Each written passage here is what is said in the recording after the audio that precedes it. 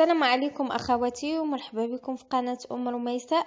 اليوم ان شاء الله كنقترح عليكم طريقتي في تحضير البطبوط وكيفاش كيجيني محمر.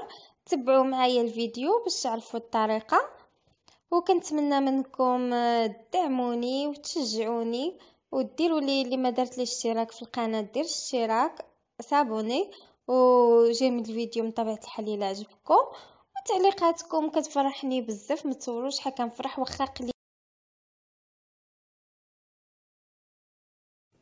بالنسبه للمقادير ديال البطبوط يعني ما غاديش نتقيدوا بواحد المقادير، كتبقى على حساب الكميه اللي كل سيده باغا ديرها. مثلا انا درت 2 سلايف ديال دقيق الفورس وزلافه ديال دقيق الفينو داك الصفر، دقيق القمح الاصفر، ومعلقه كبيره ديال سكر سنيده وملح، والخميره ديال الخبز كتبقى على حساب الجو وعلى حسب الكميه اللي درنا حنايا.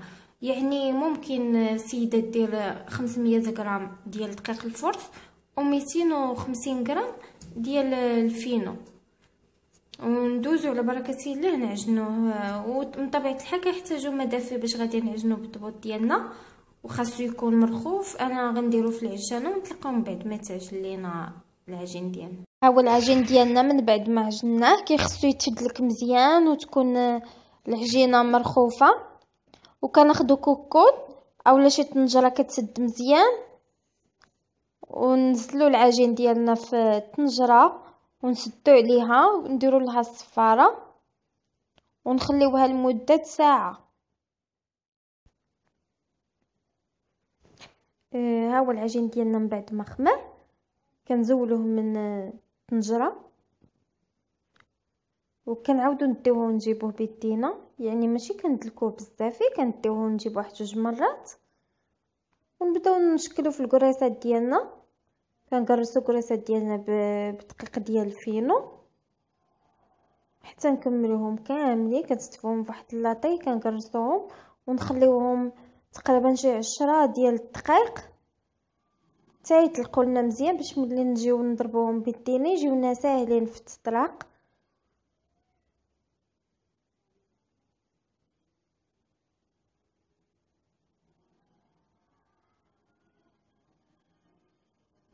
نبداو نقرصو في الطبوط ديالنا من بعد ما طلق.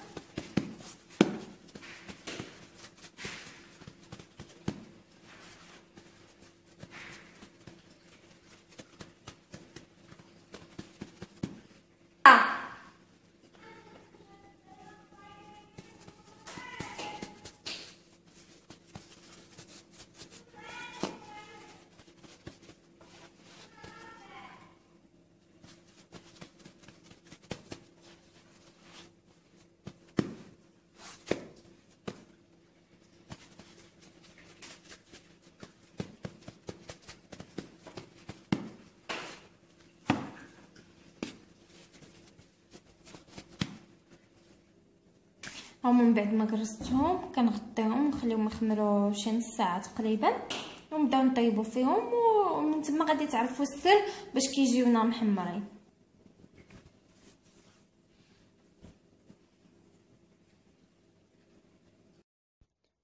من بعد ما كيخمر لينا البطبوط ديالنا كناخذوا مقله ثقيله كندهنوها بشويه ديال الزيت ونديرها تسخن، وناخذوا البطبوطه ديالنا نديروها طيب وكندهنوها من شويه بجوج بشويه ديال الزبده، وكنقلبوها الا بانت لينا بدات كتنفخ. كناخذ واحد السربيته اللي هي نقيه خاصه بالتكراس ديال الخبز كنديروها فوق من البطبوطه ديالنا، وناخذوا واحد الطنجره تكون ثقيله ونديروها فوق منها كنضغطوا على البطبوطه ديالنا باش كتجينا محمره كامله من جويه كاملين. وراه واخا هكايا هاد العمليه كتخلي البطبوط ديالنا كيجي مفشفش، وكنستمروا بهاد العمليه هذه حتى كنكملوا البطبوطه ديالنا كامل. ونتمنى تكون وصلتكم الفكره وتعجبكم. هذه بغيت نتقاسمها معكم لانها طريقتي دائما. هاو البطبوط ديالنا واجد كما كتشوفوا كيجي محمر. نتمنى تكون وصلتكم الفكره. هذه طريقتي دائما في تحضير البطبوط وبغيت نتقاسمها معكم، وقبلوا عليا ونتلاقاو في فيديو جديد ان شاء الله.